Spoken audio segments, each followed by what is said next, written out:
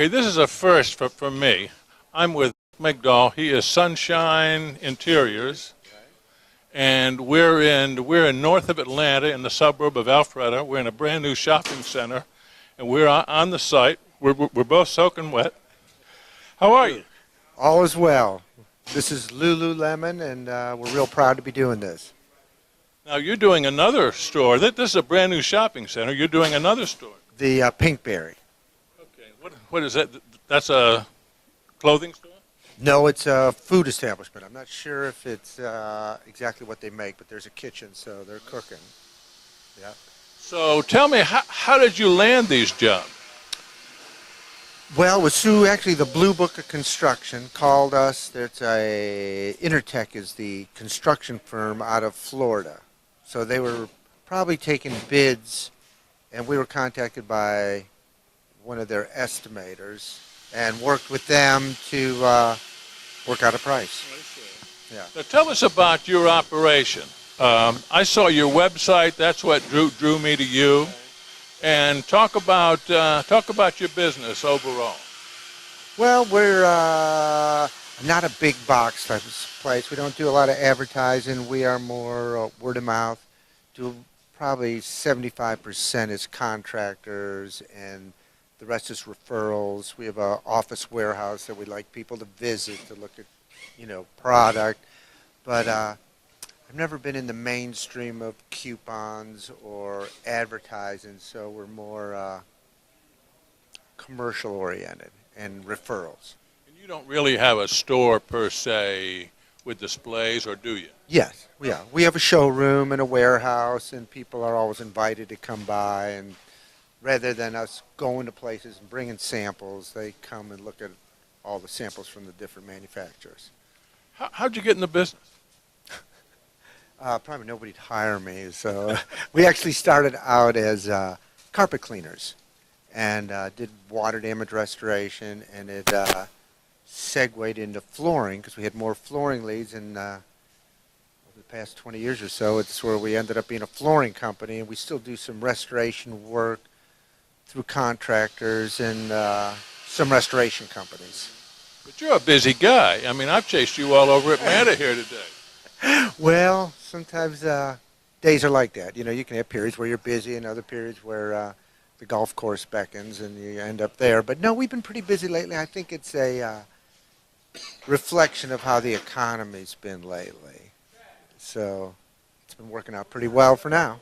Okay. Now this job, you're a ways from putting the floor down in here, aren't you? No, the floors are done. These are covered. So you can see around the perimeter there.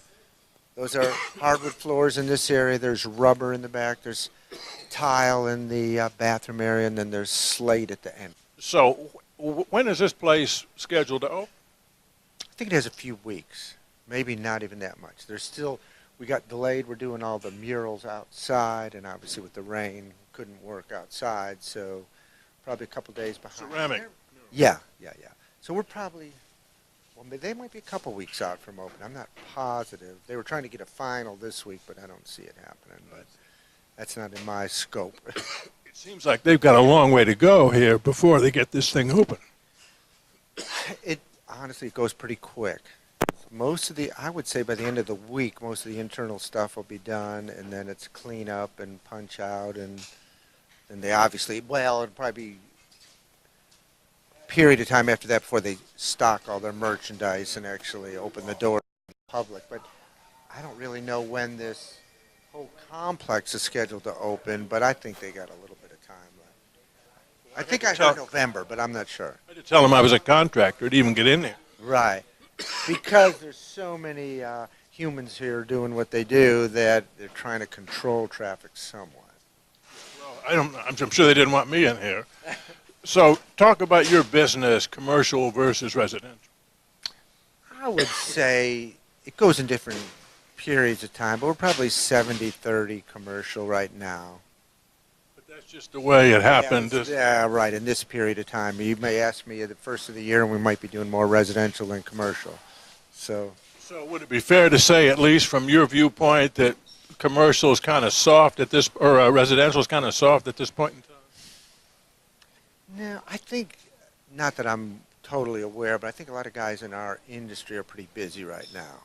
So it goes back and forth. You know, you get a few storms going like we had last night, and all of a sudden the restoration people are busy and they need flooring people to do their work. So then you're busier than you might have been otherwise. But I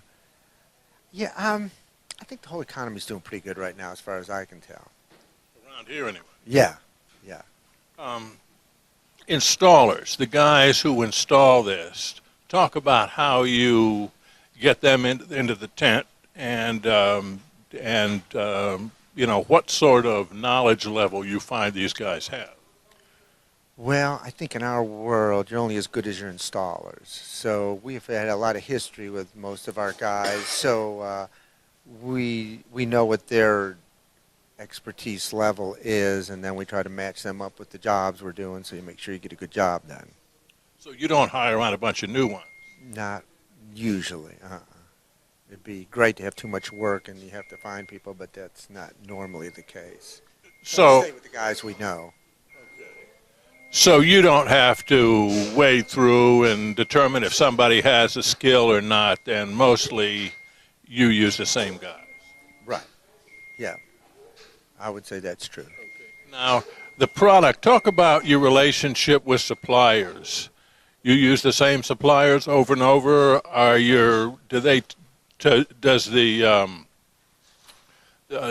Do you show the product to these commercial guys like this one, or do they already decided what they were going to do? This was a spec job where all the materials were designated by whether it's architects or decorators or the owners of the actual businesses. That's all, nothing left to subject to change. You know, they know what they want.